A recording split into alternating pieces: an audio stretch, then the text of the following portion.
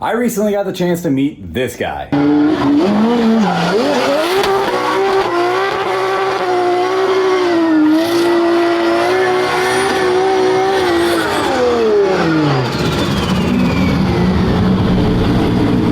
And it was really fun hanging out at his shop, and this is the tour that we did over there. Hey guys, check it out. This is the Jack Sends It channel. Go over to the Jack Builds It channel and subscribe to that channel first. But right here, we go and we explore different places, we meet different people, and that's what we're doing today. I'm over here at a shop in Ingalls, Florida, and we are going to talk to Rad Dan. So this guy here makes some pretty badass cars, and he is known to be a very good drifter. And right now I'm looking around the shop and it is full of really cool projects. So what's the main thing you guys do out of this shop besides the fact that you run your drift stuff here?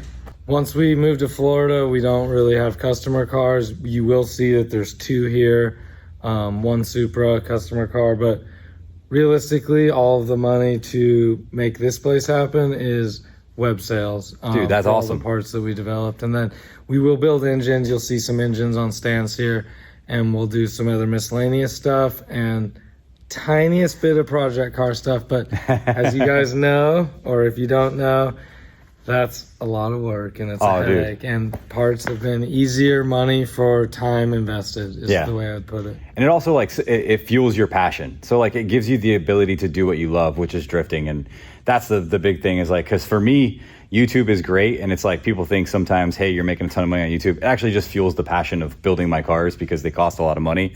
And as you guys know, I spend way too much on those cars that don't deserve to come back to life, but I can do it. So I'm doing it. So let's talk about some of the projects you have here. So I see you have a black Supra over there. Let's go take a look at that. So we have this plastic on it because this was a 93 hardtop that kind of had just a typical life of a car where it drove hundreds of thousands of miles, sat outside most of its life. It looked like a Supra, but a sad Supra. It's a left-hand drive car.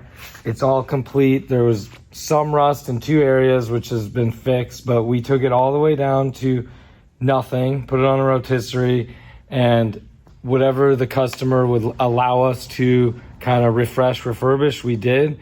Some things he chose not to do. I tried to talk him into it, but he said no on a couple things. But for the most part, we got to do almost everything. And so what you see here is this plastic stuff to save the fresh paint because there's going to be a lot of leaning over. Yeah. There's even going to be some I have to drill a hole here, and that's going to be fun, scary. Right? So a lot of blue tape will be there before I drill the hole for the charge pipe, and I might drill one on this side for the intake pipe. But this was a really clean chassis, I would say, overall, how old it is. Cool thing about this car is we did all, he's kind of going to go over the top with driveline, wiring, some of the other details. You look at this, it's a Cody Phillips Racing engine that's harness, so clean. Chassis harness, so it doesn't even have the fuse box anymore. That's nice. It's running the Motec PDM. Oh, dude, that's one thing that I wish I would have put on my car. Is a PDM, but that's expensive. That's money, and the Motec engineers are expensive to get to tune. Yeah, I mean, my race car has this, but street cars typically don't go this far. Yeah, so this is a cool. That's cool for me to work on, and you could see, it's gonna have a nice engine harness. It's not installed yet. Yeah, that's gonna be clean. And then we did new carpet. Everything's gonna be new. Oh, dude, that's nice.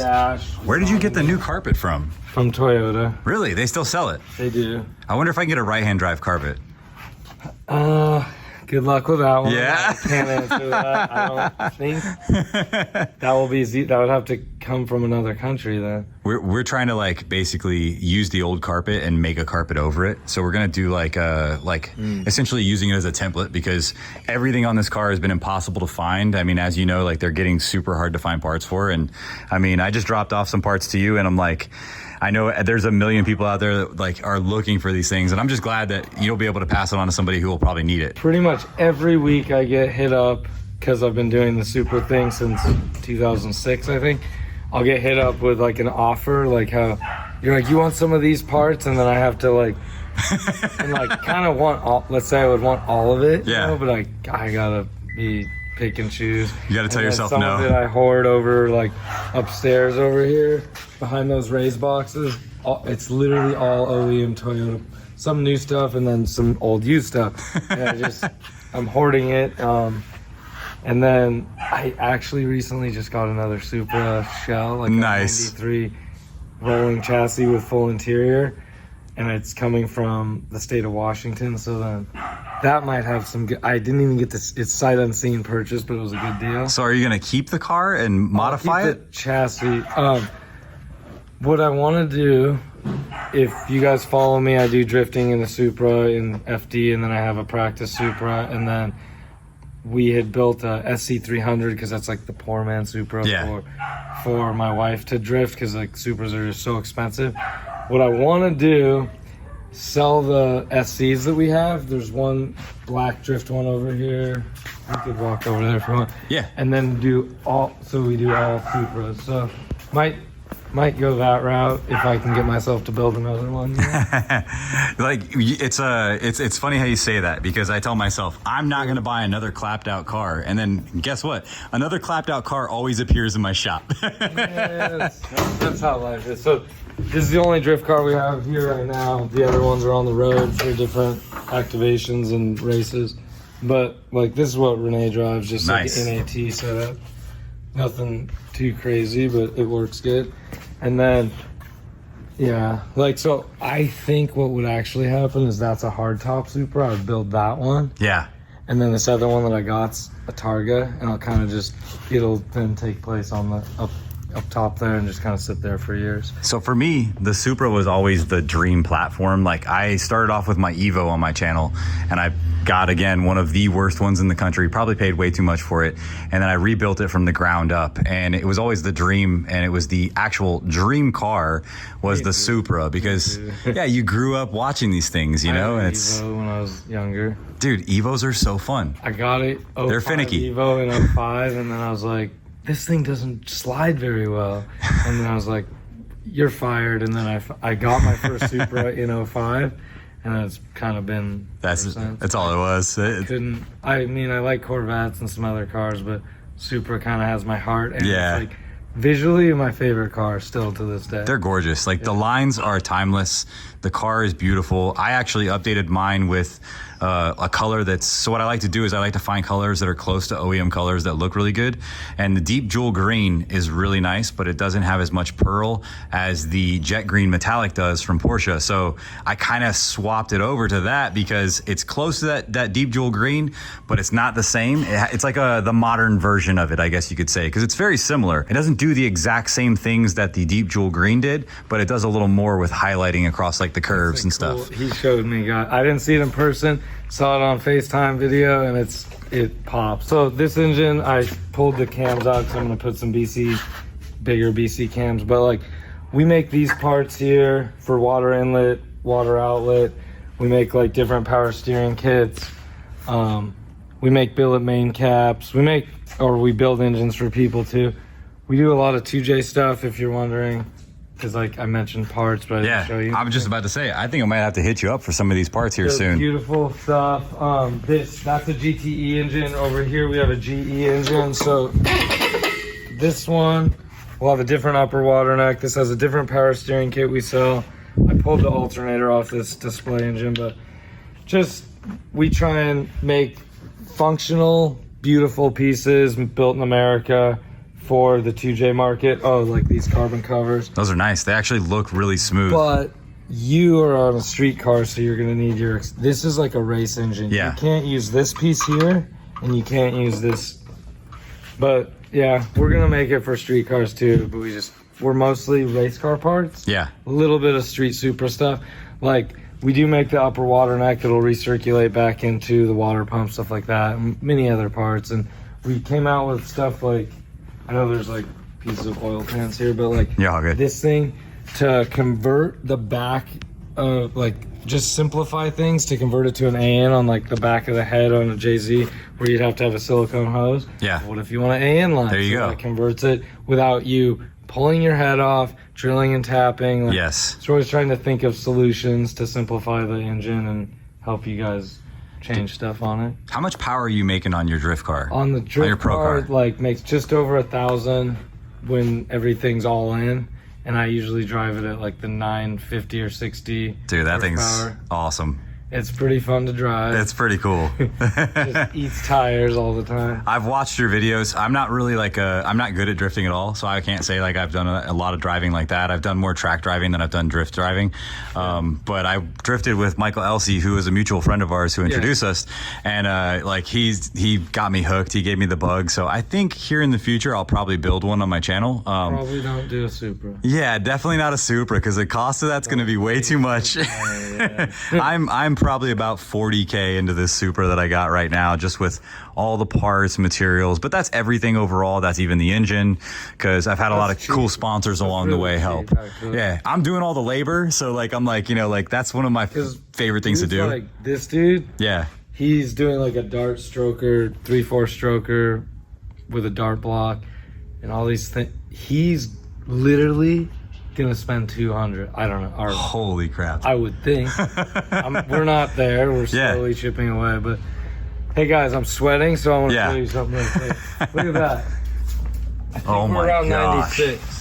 Yeah, dude. So don't judge me. You'd be sweating too. Yeah, you're all good. Like, I'm sweaty. He is not. Somehow this guy doesn't sweat. So for 13 years, I was a body guy, and I basically worked in 0 shops with AC. So I think I became immune to it for a little while. I wish I could be And there. and now I'm bougie. I got a shop with AC, so I'm like, it's, you know, it costs a lot of money to run, but it's so worth it, dude.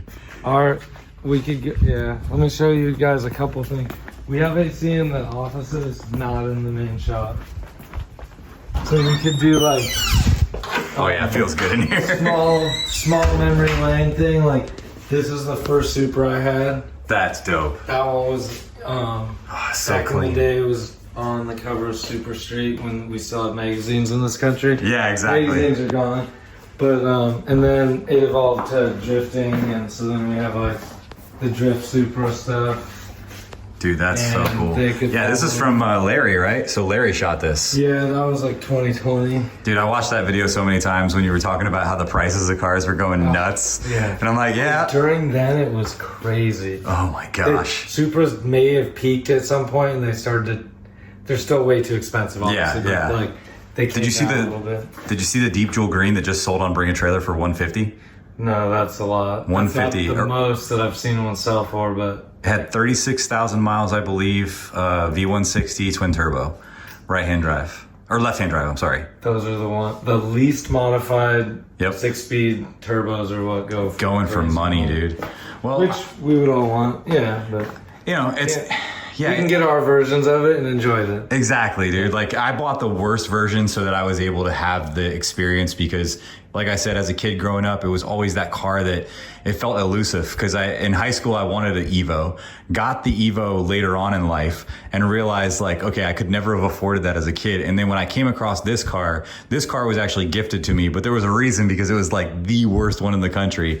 And then I spent the last 9 months now completely restoring this car from the ground up. And I'm also working on like another project. I'm not sure, like a lot of guys don't really like the car because it's finicky, but is a very cult following for it, is a Noble M400. Oh, and, that's what I saw, and I tried to, like, my mind wouldn't tell me. Yeah. Because I've driven one of those, and I tried to say it, and on our FaceTime, I was like, oh, you have one? What? And I'm like, all right, talk to you later, bye. Yeah. But it had, like, it looks like primered right now or whatever. Yeah, bro. So I got two. It has a Ford engine, right? It's a 3-liter Ford Duratec. Yeah, I It's remember it's this. originally twin turbo. We're gonna go single turbo on that.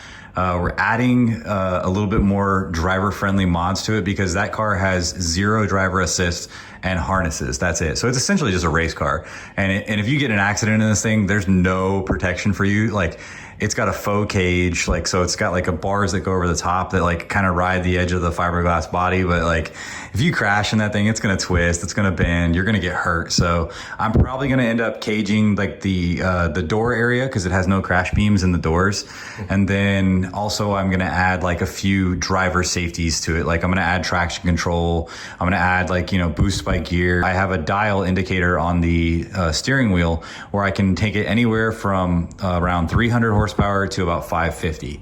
We're using Link ECUs. I got a PMU from ECU Masters and a couple other things, but I'm super stoked on it. When it's done, dude, I'll bring it over here and let you see it, man. Like it's a fun car. If you ever get a chance and you're in the Winter Garden area, which is like Central Florida, you got to come by and check out the shop, dude. Yeah, bro. Well, dude, thank you so much, Dan. I appreciate you letting me see the shop and see the cars. So, hey, anytime, dude. So if I come across more, I'll let you know. Guys, thank you so much for watching this. If you haven't subscribed to Dan's channel yet, I'm leaving the link in the description. I'll put it on screen right now. Also put it on screen earlier in the video.